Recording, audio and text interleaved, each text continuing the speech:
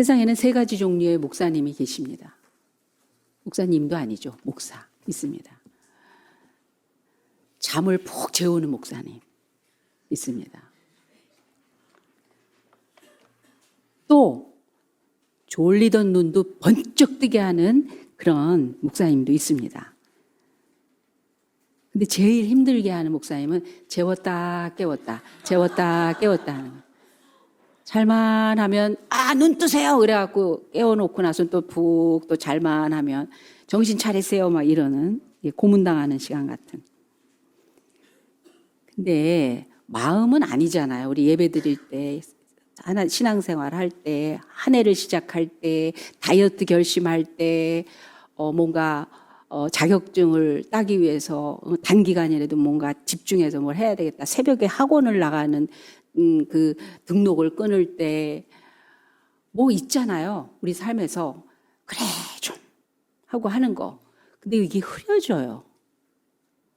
참 내 마음은 그렇지 않은데 이제 공부 좀 해봐야 되겠다. 그럴 때는 이상하게 청소부터 해야 될 것 같아. 책상 정리 쫙 하고 책꽂이 막 하고 막 먼지 닦고 뭐 가방 뭐 이런 거 집 방에 있는 거 다 정리를 정신까지 바짝 차리겠다고 그래서 정리를 다 해놓고 나면 왜 이렇게 피곤해요? 한숨 자야 될 것 같단 말이에요. 이게 이어가지 않는다고. 그래서 뭐 책상에 앉으면 갑자기 목이 마른단 말이에요. 목이 마른다고. 그래갖고 물만 먹고 냉장고에 이런 걸 사다 놨어. 그거 먹어야 돼. 그래갖고 먹고 나면 소화 안 돼. 일단 눕자. 이렇게 되는 거죠. 성경 올해 한 해 그렇게 해요. 하루에 석장 많이도 아니야. 이건 정말 간단한 거야.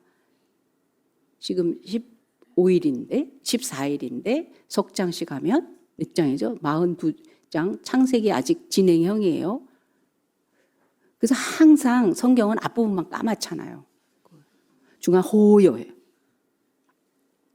이게 왜 흐려질까? 주님을 정말 믿고 따르고 우리 열심히 이 정도면 열심인 거예요. 우리 열심히라니까요. 우리 잘하고 있어요. 우리 옆 사람한테 수고했다고 꼭 좀 잡아주세요. 수고했어요. 사실 수고하고 있어요. 잘하고 있어요. 애써요. 안 놓치고 있어요. 누가 알아 이걸? 누가 알아? 하나님만 아시지. 잘하고 있어요. 근데 그 조금 들어가 보면 아쉬운 거 내지는 잃어버려진 거 이거 그냥 이런 채로 그냥 진행 지금 1월 둘째 주인데 내가 그새 또 이렇게 됐나? 그럼 내년부터 잘해야 되겠다. 이 좀 이상하단 말이에요. 요한복음은 참 다른 복음서하고 좀 틀리거든요. 그래서 마태, 마가, 누가, 요한 복음서인데 복음서라는 말은 무슨 의미냐면 순전히 예수님에 관한 내용이에요. 순전히 예수님을 말하고 있어요. 예수님의 그 탄생, 그 예수님의 공생애, 예수님의 마지막 그 구원의 사역 그 내용을 쫙 열거를 해놓으신 거예요. 사건, 말씀, 행하심, 그 의미 이런 걸로 쭉 기록해 놓으신 거예요. 근데 그 중에 요한복음은 마태, 마가, 누가하고 달라요. 예수님이 어디서 어떻게 시작됐다라고 얘기하는 게 아니라 그냥 태초에 말씀이 계시니라. 그 말씀이 하나님과 함께 하셨으니 말씀이 곧 하나님이시니라. 그냥 어마어마한 그 하나님 되시는 예수님의 그 높이와 그 크기와 분량을 최상급으로 그냥 던져요. 태초에 말씀이 계시니라. 그 말씀이 하나님과 함께 계셨으니 말씀이 곧 하나님이시니라. 그러면서 그 말씀이 육신이 되어서 우리 가운데 임하심에 은혜와 성령이 은혜와 진리가 충만하시니라. 그렇게 시작한다고요. 달라요.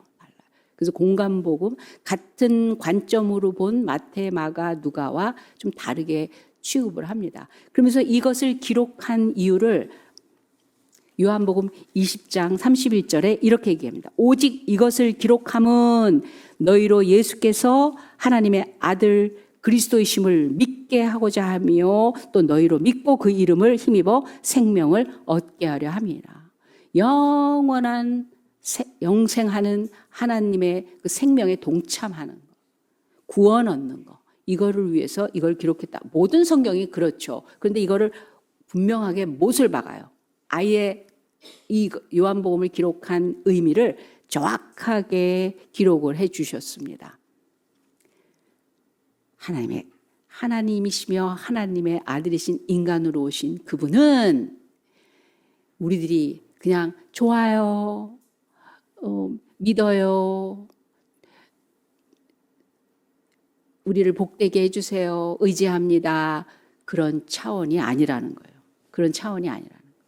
그래서 다른 공간 복음서에는 예수님의 선하심과 그 인간을 향하신 따뜻한 사랑과 막 그리면서 긍휼하심, 그리고 인간의 연약함, 인간의 그 주님을 만나고서 얼마나 행복해지나, 그리고 불쌍한 것, 그래서 긍휼히 여기시는 것, 그런 걸 그리는데 요한복음은 그러지 않아요.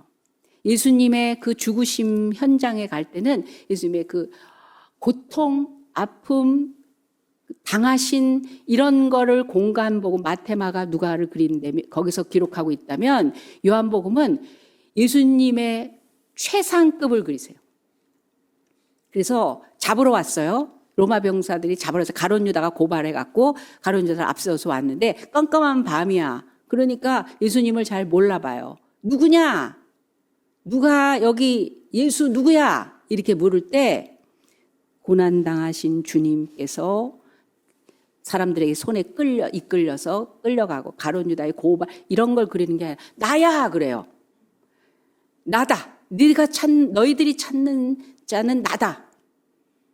그럴 때 그 말 듣고 로마 병정이 다 그 영역에 자빠져 버려요. 말만 했는데 그걸 그리고 있어요. 요한복음만. 그리고 막 처절한 십자가에서의 모습을 그리는 게 아니라 일곱 마디를 하시면서 이 세상을 구원자로 평정하는 그런 분으로 그리세요. 거기에 사람은 얼마나 초라하고 비겁하고 3번 부인하고 도망가고 잘난 척하고 비참하게 무릎 꿇고 그거를 그려요. 예수님은 고통당하시는 분으로 쭉쭉쭉쭉 그 앞에 있는 그 십자가를 향해서 달려가시는 그 만왕의 왕이신 모습으로 그려주시고 그 앞에서 인간이 얼마나 우물쭈물 하는가.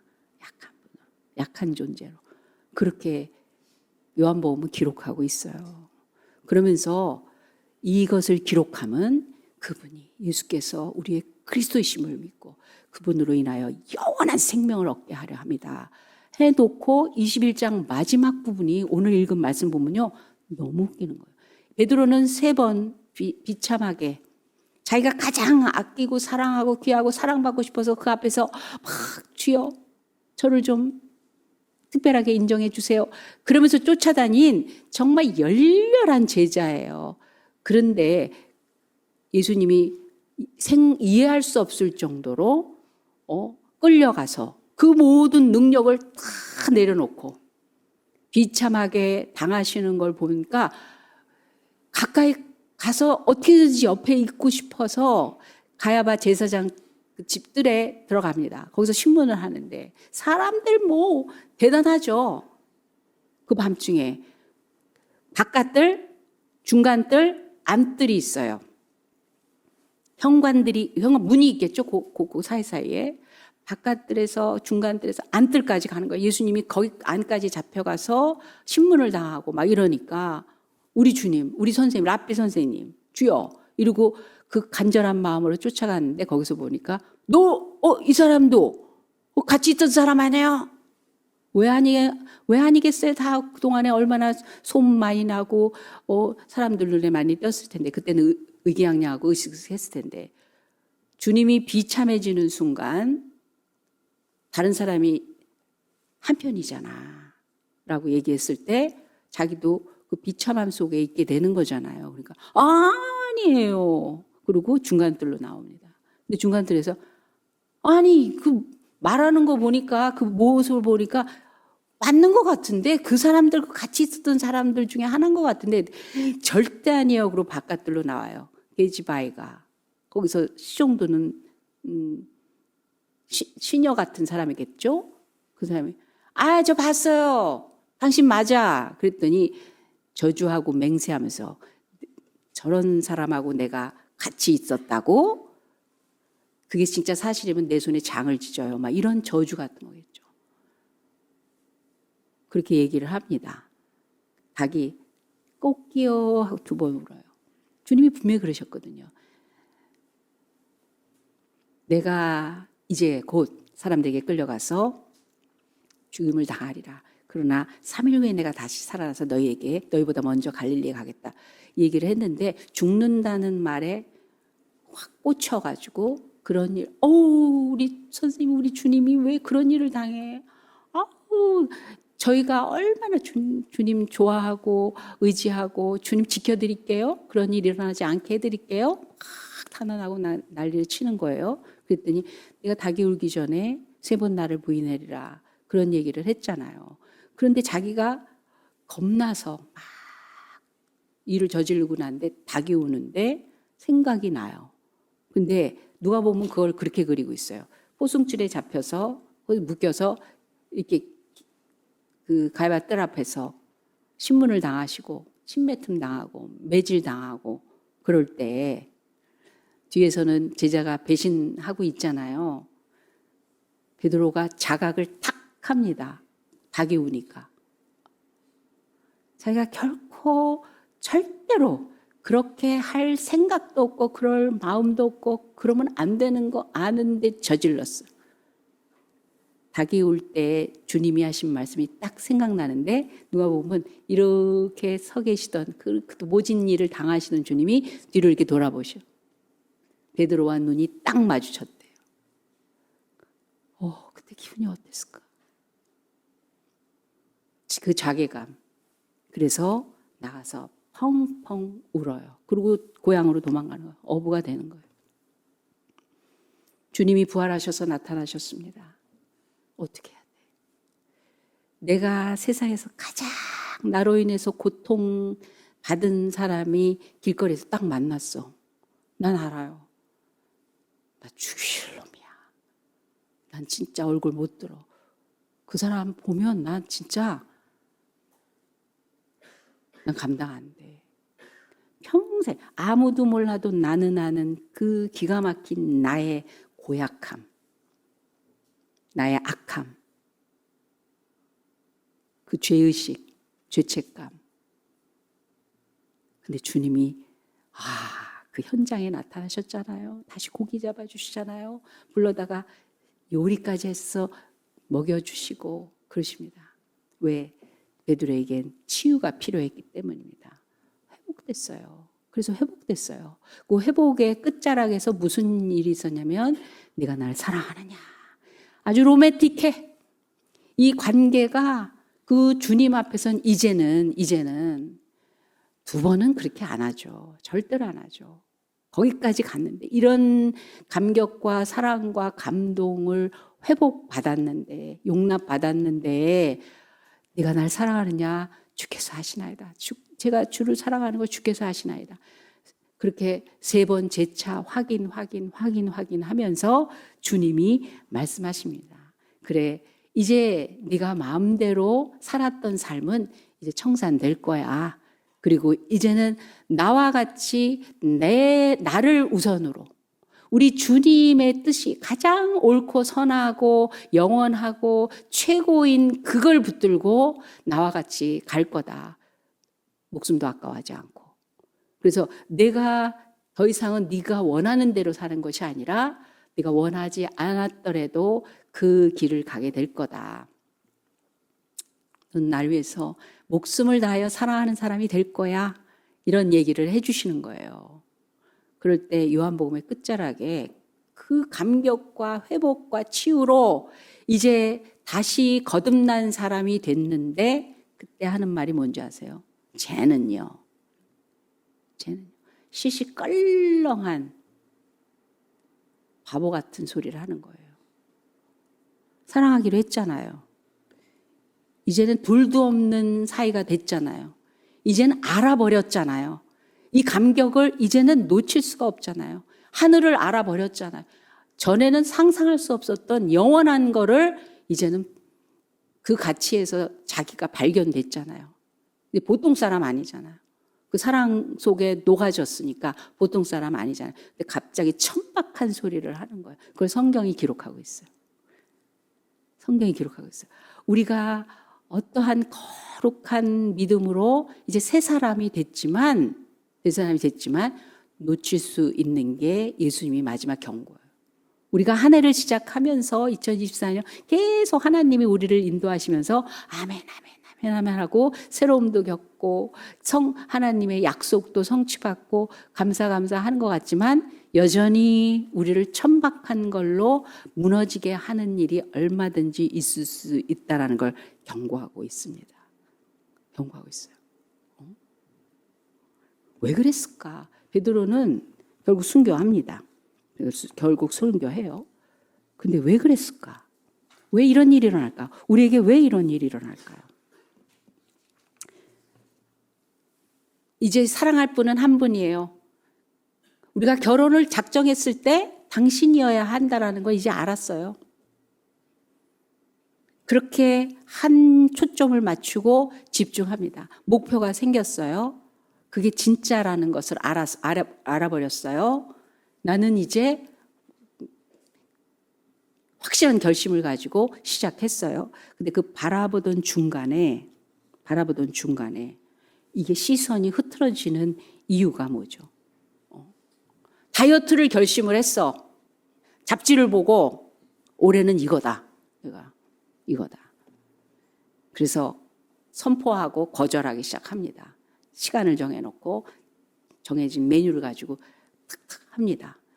근데 왜 그럴수록 갑자기 저녁 초대가 많아지냐고요.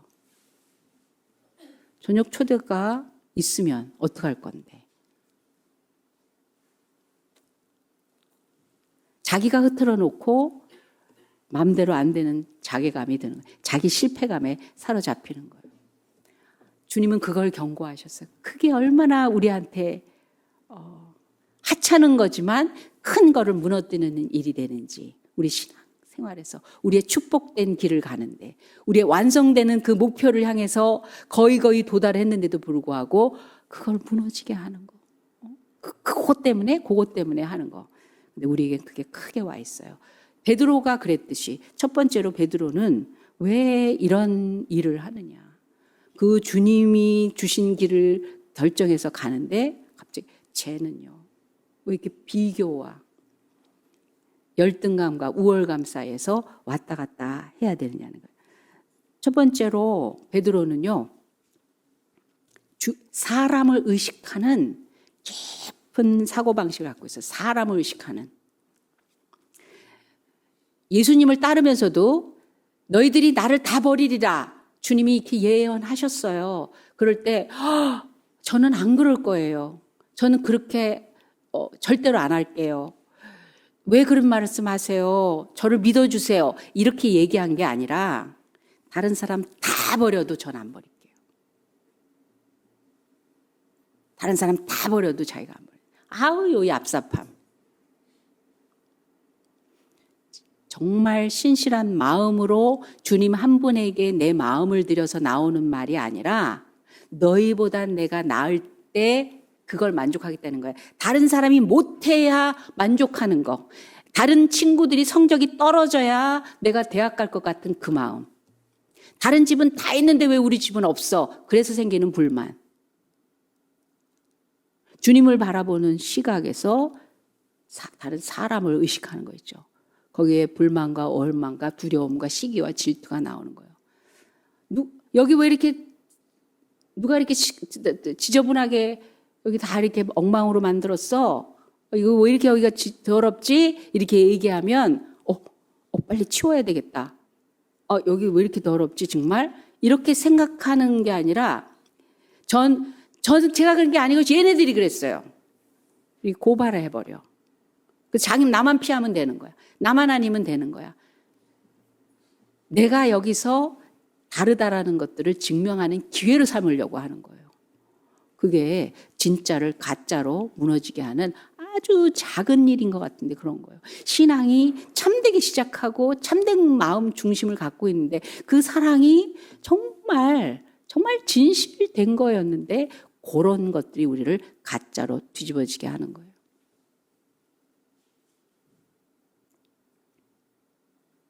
남들은 다 버려도요, 전 안 버려요. 아니요, 저 버리고 싶지 않아요.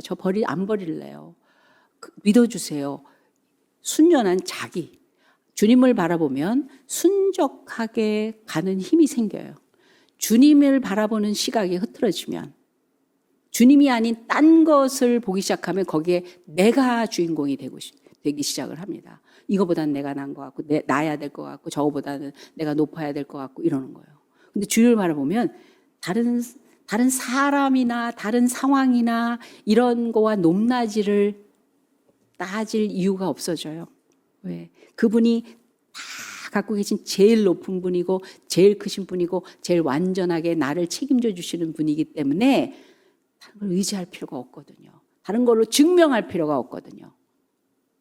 우리 이 세상에 증명하느라고 그렇게 자격증 따는 거예요. 그렇게 직업을 따지는 거예요. 그렇게 학 버리고 그렇게 사람을 따지는 거예요. 내가 너 같은 사람이랑 어울리면 내가 높으냐 낮으냐 이런 거 가지고 인맥 따지는 거예요. 아니에요. 우리는 이제 가진 거를 하나가 있으면 그거라도 나눈 거예요. 하나님이 만든 세계는요, 작은 거든 큰 거든 나누게 만드세요. 땅콩 2개로 쪼개져요. 요만한 땅콩이. 왜? 나 반쪽, 너 반쪽. 하나님의 세계는요, 주고 같이 재밌고 같이 즐겁게 만드는 세계예요. 주님의 초점을 맞추기 시작을 하면. 근데 그게 흐트러지기 시작하면 나 없어. 날 어떻게 보나? 인정받아야 되고 알아줘야 되고 무시당해서 상처받고 막 그렇게 되는 거예요. 주님에게 초점을 맞추지 않아요. 그래서 화 잘 내는 사람들 보면요, 약해서 그래요. 화를 내면 자기가 세 보여. 그 상대방을 눌러야, 여러분 그게 그 상황이 애들한테 이렇게 화를 내는 거 보면요, 그 상황이 그렇게 화날 일이 아니거든요. 근데 그걸 가르침이라고 착각을 해. 내 화냐, 의분이냐. 상대방을 위해서 화를 내느냐, 상대방을 위해서 화낸다는 말이 자체가 어폐가 있죠. 하나님을 위한 하나님의 그 명예와 하나님의 진리됨을 망가뜨리면 다 망가지는 거거든요. 교회가 망가지면 세상은 망가지는 거예요. 가장 높은 가치가 허물어지는데 세상이 적당히 자기가 알아서 살죠. 내가 좋은 대로 사는 게 기준이 되죠. 교회가 망가지면, 교회가 더럽혀지고 교회가 법을 어기고 교회가 거룩함을 잃어버리면 이 세상은 뭐 가지고 살아야 되는지를 높은 기준이 사라지는 거예요. 그래서 우리의 사명이 굉장히 고결한 거예요. 교회에 됐다면.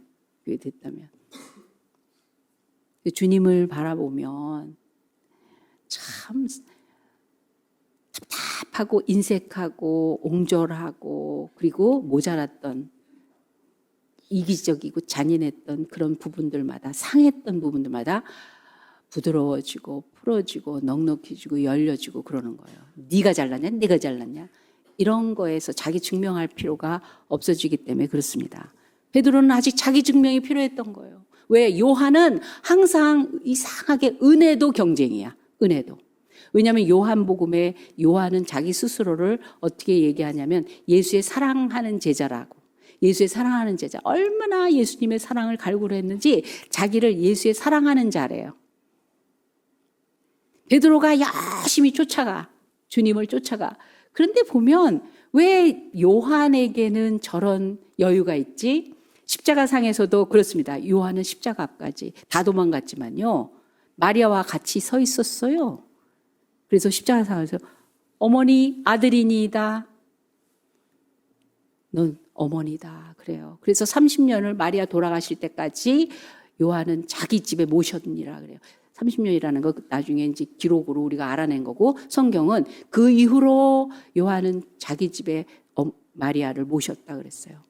그래서 마리아를 통해서 일반적으로는 알 수 없는 많은 예수님에 대한 얘기를 들었을 거예요. 성령에 의해서 잉태된 이후로 그를 낳았을 때 그가 몇 살 때, 어릴 때 이런 일이 있었어. 내가 눈여겨봤지. 너무 에피소드가 많아서 그 예수님에 대한 깊은 그 마음을 훨씬 더 마리아를 통해서 전달받는 내용들이 굉장했을 거예요. 같이 제자 활동을 할 때도, 제자로 양육받을 때도 마찬가지로 요한은 우레의 아들, 그 승질머리 대단했던 이 사람이 주님 앞에서 달라지는 걸 봤을 거예요. 왜 저렇게 여유가 있지?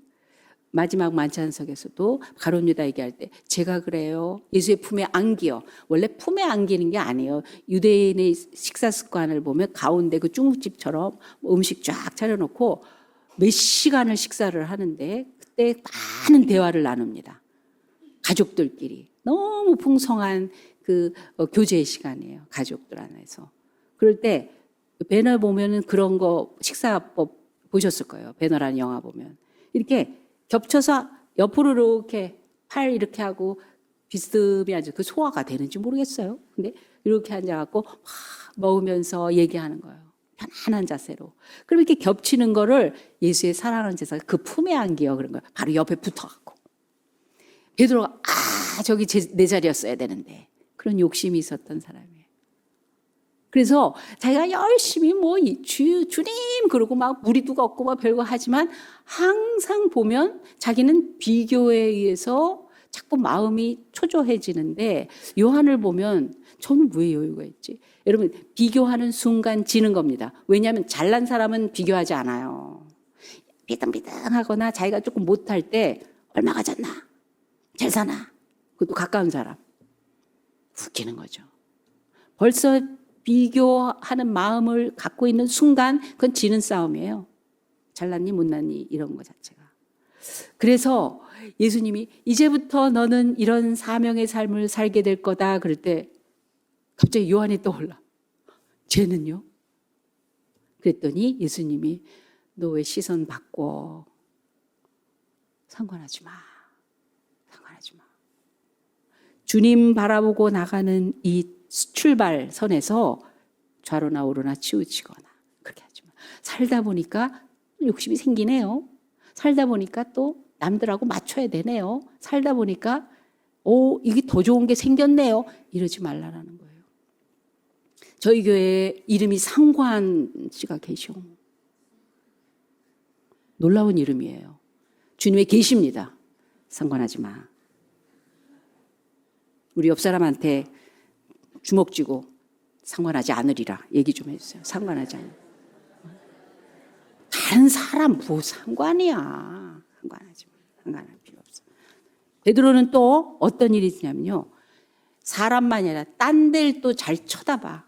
딴 데를 잘 쳐다봐. 베드로가 예수님 쳐다보고 예수님이 제자들 먼저 보내놓고 기도하시다가 이제 따라가십니다. 그러니까 같이 가셔야 되니까 무리로 걸으시는 거예요. 제자들이 배 타고 가다가 유령이다 그래갖고 막 한쪽으로 몰리는 거예요. 무서워갖고. 사실 무리로 이렇게 오는데 그게 정상적인 상식으로는 말이 안 되는 거죠. 그러니까 유령이다. 그런데 베드로의 열정. 주님 같은 거예요. 좋은 거예요. 주님. 내니 두려워 말라. 주님은 얼른 얘기하시니까 주님이시다. 그래서 나도요. 그런 욕심. 나도요. 그래서 주님이시면 나를 오라 명하소서. 그냥 물 건너보고 싶다가 아니에요. 주님과 같이 있는 거. 주님처럼 그 경험을 하고 싶은 거. 주님이 하는 거라면 나도요예요. 주님 때문인 거예요. 여러분 우리는 능력을 쫓아다니는 사람들이 아니에요. 요술쟁이들이 마술사들이 숟가락을 휘어요. 무슨 차력이니. 그거에 왜 놀라는 거예요? 숟가락은요. 뭐 먹으라고 있는 건데 그걸 휘어놓으면 어떻게 먹어? 그게 뭐 그렇게 대단한 능력이야. 내가 못하는 걸 하니까 대단한. 우린 그런 능력 쫓아다니면서 와 하는 사람이야. 와, 그 교회에 있잖아. 이런 능력 있대. 이런 능력 있는 사람이 있대. 불의 종. 와, 그분은 이렇대 저렇대. 좋아요. 하나님이 주신 능력일 수도 있고 근데 우리는 능력을 쫓아다니는 사람들이 아니에요. 주님이시면 주시어든 나를 오라 명하소서. 주님의 명령에 따라서 움직이겠다고 한 마음이었었어요. 그래서 오라! 그 말을 듣고 무리를 뛰어드니까 무리를 건널 수 있었던 거예요. 그런데 그냥 그러면 그냥 가야지. 왜 딴 데를 봐. 상식이 통하는 현실만 보는 거예요. 물이 있는 데선 뜨면 안 되거든요. 풍랑이 부니까 나는 빠져 죽을 수 있거든요. 그래서 풍랑을 보니까 똑같은 자기에게 같은 현실인데 사람이 보는 현실하고 하나님 손에 받들려진 현실하고 달랐다고요. 그래서 너 왜 의심하느냐 그러고 건져 주시는 거. 갑자기 두려워서 푹 빠지니까 건져 주십니다. 예수님을 부인했던 것도 사람들 눈치 보면서 상황 눈치 이러다가 내가 어떻게 되나 이런 거 보면서 두려워해서 부인하고 저주까지 했던 거거든요. 마지막으로 이 마지막 순간에 그 일대절명의 사명받고 이제 하나님 앞에 다시 등극하는데 그 영광스러운 신분으로 삶으로 다시 하나님이 회복해 주신 그 멋진 순간에서조차도 얘는요 참 쫀쫀하고 천박한 그런 말을 하는 거예요. 바보같이 바보들의 행진이에요. 그랬더니 이 흔들림을 아시고 예수님께서 엄하게 책망하십니다. 또 다른 사람 보냐? 그러면 요한이 너는 고생하는데 얘는 편안하다 그러면 사명 버릴래? 나를 포기할 거냐? 그만두겠다는 거냐? 그게 무슨 상관이야? 그 하나님의 영광스러운 픽업이 얼마나 귀한 은혜인데 나 좋아서 하나님의 은혜 때문에 따라다니면서 왜 두리번 엉뚱한 거 가지고 흔들냐는 거예요. 이 문제를 요한복음이 심각하게 다뤄주시는 거예요. 왜 이제부터는 부활하신 주님 승천하시면 안 보이거든요. 언제 어디서나 예수님을 바라보는 믿음의 시각을 집중할 수 있도록 하나님께서 다시 한번 새겨주시는 거예요. 하나님이 함께 하시고 하나님의 사랑을 믿는다면 두려울 게 없어요. 예수님이 나를 사랑하심이 믿어지고 있다면 이 세상 모든 문제는 끝난 거예요. 너는 나를 위해서 영혼들을 위하여 내 목숨을 아끼지 말고 그렇게 사명 감당해라. 그러면 그 사명 감당할 힘 주실 거예요. 고난이 앞에 있다 말씀하시면 고난 이길 믿음 주실 거예요. 내가 어떻게 이 삶을 살아가야 될까? 만약에 그런 자리에 있다면 살 길을 보고 눈이 열리게 하여 주실 거예요. 근데 그 주님을 바라보지 못하게 되면 한눈 팔기 시작을 하면 세상 보고 사람 보이기 시작을 하면 하나님은 안 보이고 그렇게 되기 시작을 하면 시험 들 일이 한두 가지가 아니에요. 잘못된 생각, 판단, 더군다나 하나님에 대한 뜻도 왜곡시켜요. 어떤 자매가 9년을 기도하고 교회에서 믿는 형제를 만났어요. 그래서 결혼했어요. 결혼식 빵빠레했어요. 제가 먼저 있던 교회에서 결혼식 했어요. 믿지 않는 집안의 딸이에요. 그래서 신앙생활하는 걸 반대까지 했었는데 관연한 딸이 열심히 교회 다니면서 또 결혼을 하겠다고 하니까 네가 행복하다면 좋다. 그래서 했어요. 그런데 사이가 너무 안 좋은 거예요. 그래서 몰래 저를 불러다 상담을 시작하는 거예요. 목사님, 신혼인데 임신해서 이제 아이를 이제 뭐 내년이면 난다 뭐 이렇게 될 때인데 너무 안 맞아갖고 맨날 싸우는데 이해가 안 된다는 거예요. 불만이 너무 많다는 거예요. 하나님이 기도해서 자기가 군원을 기도하고 그리고 집에서 믿지도 않는 집에서 믿는 사람하고 결혼하느라고 참 그걸 감당하느라고 그것까지 왔는데 이렇게 싸우면 하나님의 뜻이 아니지 않아요? 이혼하겠다는 거예요. 그래? 뭐 이혼해라 말아라의 얘기가 아니잖아요. 우리 다시 하나님 앞에 점검해 보자. 남편한테 절대로 상담했다는 얘기도 하지 마라. 얼마나 자존심 상하겠냐. 자기 얘기를 뒤에서 따로 하는 거니까 말하지 말고 1:1 양육을 시작을 했어요. 다시. 교회는 몰라요. 배가 물러옵니다. 여전히 제일 상처받을 때가 그런 때일 거 아니에요. 아이를 가졌는데 막 싸우는데 무시하고 막 이러는 거. 아이에 대해서도 관심이 없는 거. 얼마나 상처예요. 그런데 그 1:1 양육을 하면서 자기 자신의 내면을 들여다보면서 진정한 믿음을 살펴보면서 조금씩 나아지고 그러기는 했어요. 근데 그게 쉽게 되지 않아요. 도저히 안 되겠다. 난리를 쳤어. 아주 난리를 쳤어요. 잘하다가도 한 번 뒤집어지면 끝장난 거예요. 그러니까 이 친정에서는 가슴이 너무 아픈 거예요. 부모님이 귀한 딸, 무남 동료, 부잣집 딸, 가난한 크리스찬 남자, 물론 직장생활 열심히 해서 생계는 잘하고 있지만 마음에 안 드는 것도 그래도 사위 그래갖고 했는데 어떻게 이 모양이야. 그게 너무 가슴 아프더라고요. 저분들이 하나님에 대한 오해를 얼마나 많이 할까. 그러더니 저한테 하루는 연락했어요. 목사님 도저히 안 될 것 같아요. 부모님 앞에서 자기네들 끝내겠다고 했다는 거예요. 그래서 제가 어떤 말을 했냐면 이혼했다고 행복이 보장된 건 아닌 거 그건 알고 하라고 그랬어요. 지금이 힘들어서 끝난다고 내 삶이 보장된 건 아니야.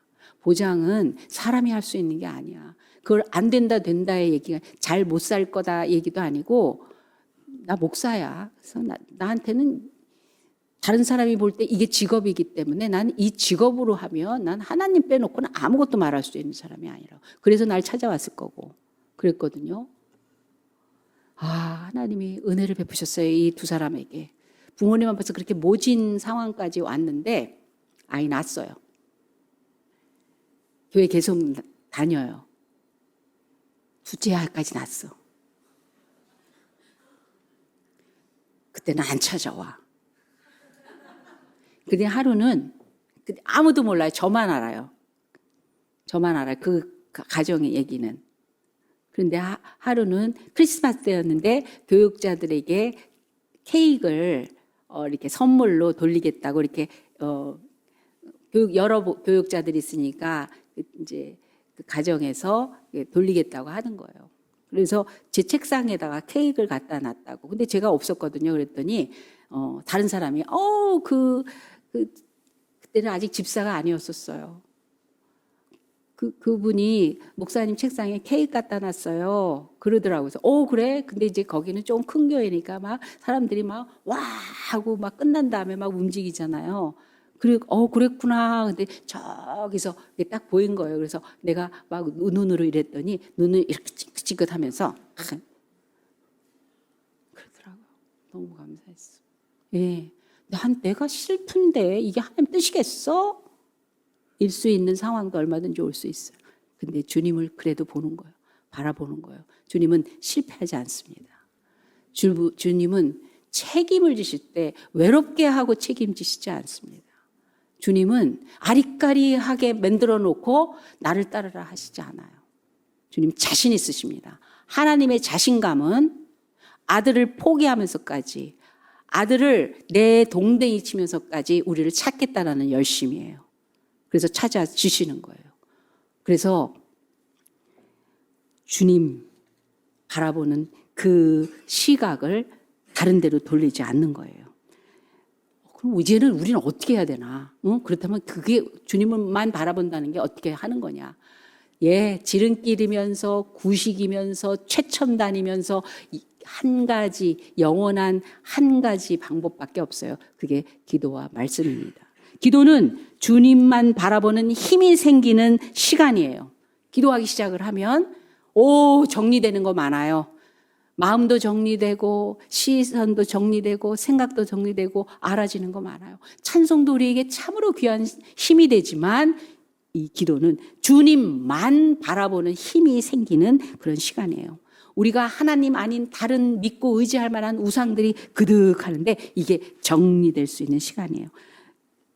더 이상 쓸데없는 거에 주님 아닌 다른 거에 상관하지 말고 주님만 보고 달려가라는 그 용기와 확신을 채워주는 시간이에요. 그러기 위해서 기도와 함께 우리에게 항상 있어야 될 게 당연히 매일 자주 말씀과 접촉하는 거. 수시로 말씀을 접촉하고 그래서 듣기도 하고 읽기도 하고 나누기도 하고 계속 윤활유처럼 계속 이 순환되도록 하나님의 사고와 의식과 감동과 그 지혜와 이런 것들이 내 안에서 계속 순환될 수 있도록 그걸 끊임없이 붙들고 그리고 말씀대로 살 때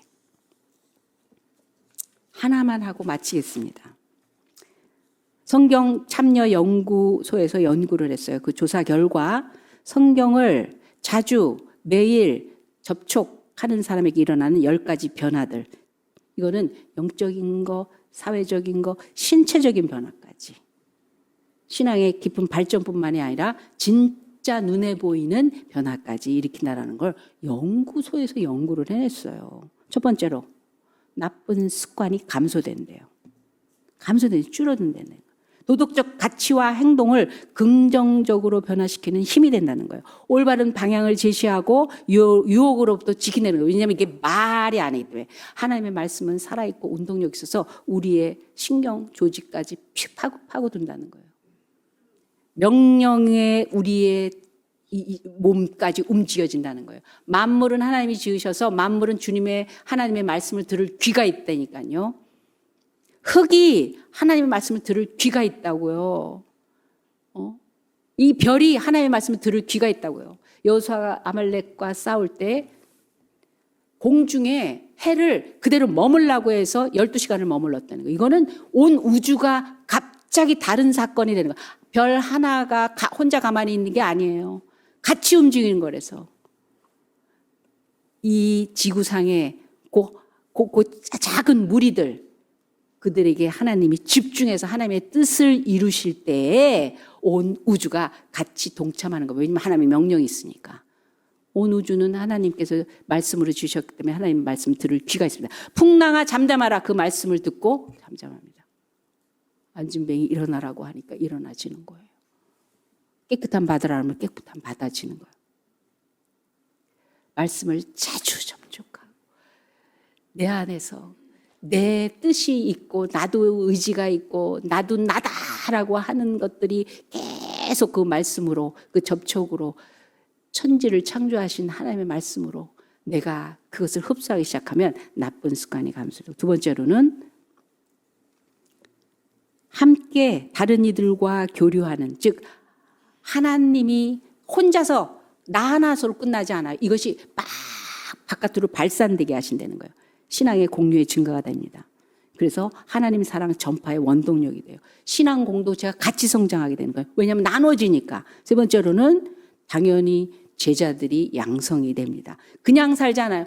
신앙이 성장하고 발전하고 믿음 안에서 팽창되기 때문에 그냥 성경은 제자들을 향해서 기록된 거기 때문에요. 그래서 어려운 거예요. 이거 어떻게 감당하려고? 어떻게 이렇게 살아? 그 한 사람하고 만나야 결혼하듯이 제자의 자리에서 불꽃이 튀었을 때 이게 그대로 하나님이 하나님이신 게 믿어지며 발산되기 시작을 하는 거예요. 성경 암송의 능력이 향상됩니다. 왜냐하면 구절이 내가 암기하지 않아도 기억이 나게 하셔요. 성령께서 그 말씀을 생각나게 하시기 때문에. 그래서 가르침을 일상생활에 적용하게 됩니다. 왜냐하면 생각나게 하시기 때문에. 그러니까 당연히 성장하고 변화가 오겠죠.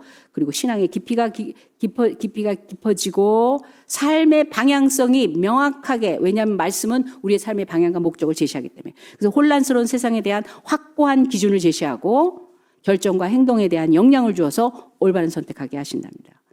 주님의 말씀은 진리입니다. 그래서 진리 안에서 진리를 알고 걷게 하는 거예요. 모든 세상의 오해와 속임수로부터 지켜지는 분별력을 주십니다. 믿음은 성장할 것이고 지혜는 증가할 것이고 그렇기 때문에 이 내공 중요합니다. 사람이 바깥에 파도가 많은데 이 안은 잔잔해서 말 하나가 그 표정 하나가 선택 하나가 평정할 수 있게 하는 내면의 평화. 삶의 어려움 속에서도 안정되고 하나님 말씀으로 어려운 상황 속에서 또 도우시는 하나님을 통해 평안을 경험합니다. 그래서 성경은 책 이상의 것입니다. 책을 읽는 것 이상의 의미입니다. 성경을 읽는다는 것은 성경은 우리 삶을 강화시키고 우리를 더 나은 하나님의 작품으로 살도록 돕습니다. 그러므로 단순한 습관으로가 아니라 강력한 우리의 삶의 도구로 내가 반드시 붙들고 있어야 될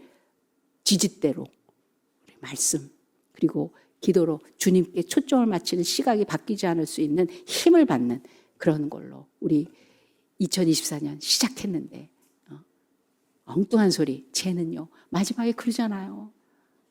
내가 저를 끝까지 살려둔들 그게 너랑 무슨 상관이야. 너 그러면 쟤가 어떻다고 해서 바뀔 거야. 그런 얘기를 했더니 제자들이 뭐라 그래요? 나가서 쟤는 안 죽는데. 이렇게 바보들이 다 있어요. 쟤 안 죽는데. 듣고 싶은 것만 듣는. 애들 이래요. 말 안 듣고 그렇게 하다가 야, 다 집어쳐. 그러면 진짜 집어치는 것만 해. 엄마가 하지 말랬잖아. 나중에 이래. 아니야.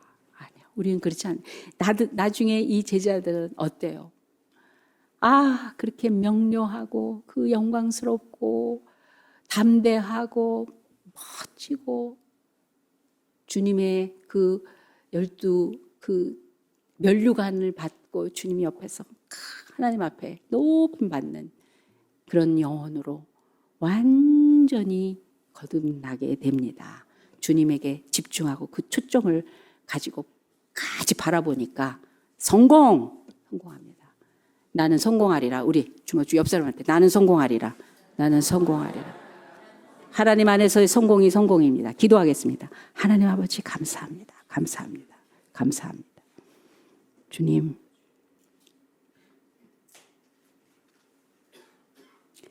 시작한 것 끝까지 완주할 것입니다. 아는 것 믿음으로 가겠습니다. 받은 것 이제 주님과 사람들에게 풀겠습니다. 주님 이루시고 영광 받아 주시옵소서. 감사함이 예수님의 이름으로 기도합니다. 아멘. 지금은 우리 구주 예수 그리스도의 은혜와 살아계신 하나님 아버지 극진하신 사랑 많으심과 성령 하나님의 감화감동 역사하심이 오직 주님께 향한 이 시선과 마음과 삶의 방향을 끝까지 붙들고 가며 주님 바라보기를 멈추지 않기로 작정한, 그래서 쓸데없는 걸 상관하지 않고 오직 주님께만 삶을 드리고자 작정한 우리 새롬교회 성도들과 오늘 예배자들 머리 위에 그 가정과 하는 일 위에 지금부터 영혼까지 함께 하실지어다. 아멘.